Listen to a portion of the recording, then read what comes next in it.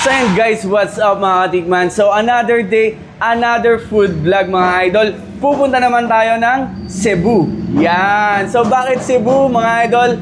Ito po yung kanilang lechon roll na Cebu. Yan guys, ito ikukwento ko, legit na, authentic pa. Bakit mga idol?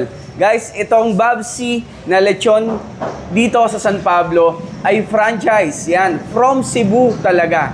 Tapos yung kanilang mga lechon roll, lahat ng ingredients galing pa po sa Cebu. Kumbaga, Cebu yung talagang nagpapadala sa kanila para itinda dito sa atin sa San Pablo. No? So ito po ay franchise. Marami na po silang store sa Manila. Magkakaroon na rin sa Nagcarlan at meron na po sa Santo Tomas at Calamba. So yan guys, ito ang Babsi Cebu Lechon. The best tasting Cebu Lechon in Luzon. Yan. So ito yung kanilang lechon roll. Yan. So guys, ito yung whole for only 439. So meron ding half na ganito. Yan. So perfect bite na agad tayo dito. Excited na ako guys. So ito guys, ang legit na Cebu Lechon guys, hindi po Mang Tomas ang kasama, kundi sukang atsara. Ito yon mga idol oh. Nagtitinda rin po sila nito dito. Ito ay 130. Nakikita yung chicharon sa tabi, yan po ay 170 lang, no? So ito, perfect bite na tayo sa kanilang lechon belly. Itong mga idol, ang sarap, grabe. Ibang-iba talaga ang lechon kapag galing Cebu. Yum. So, sausaw natin sa suka. Sukang atsara ang tawag. Yan. Yan po yung mga legit na galing Cebu, mga idol. Ha?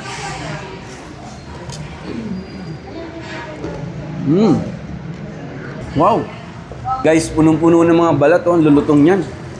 Tapos guys, kung nag-iisa naman kayo, gusto nyo tumikim lang ng lechon, eto meron silang rice meal. Ayan. 139 lang, oh. Ang dami na niyan, di ba? So, mura, no?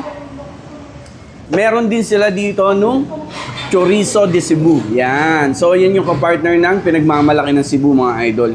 So, tikman natin yan. So, dito sa atin sa Luzon, longganisa to. Yun. Sarap. Medyo kahawig ng longganisa sa atin, pero iba yung lasa niyan, yung pagka-chorizo, no?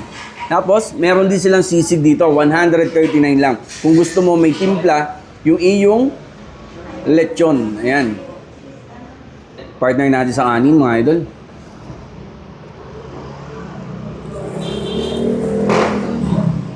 Wow. Meron din sila ditong available na porchetta. Yan. For only 1,449 lang, mga idol. So, yun.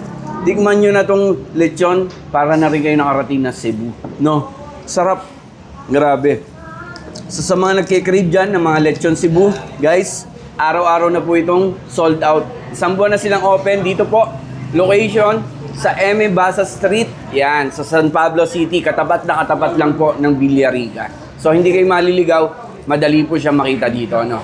So, yun guys, puntahan nyo na tikman. Thank you.